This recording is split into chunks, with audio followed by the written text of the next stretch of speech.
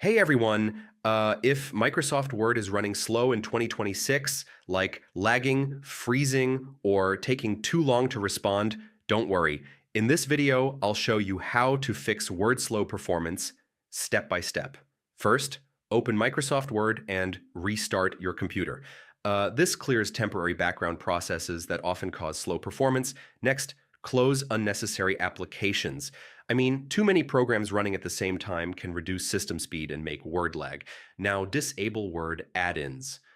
Some extensions or plugins can slow down the application significantly. After that, update Microsoft Word. New updates fix bugs and improve overall performance and stability.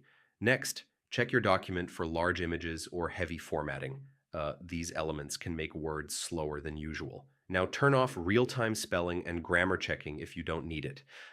This can improve speed while typing. After that, run Office Repair.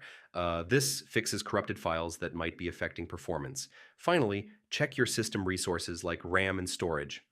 Low memory can slow down Microsoft Word and your PC overall. So yeah, that's how you fix Microsoft Word slow performance in 2026. Follow each step carefully, and Word should run much faster and smoother again. And if this helped, don't forget to check out more Office tutorials for quick fixes.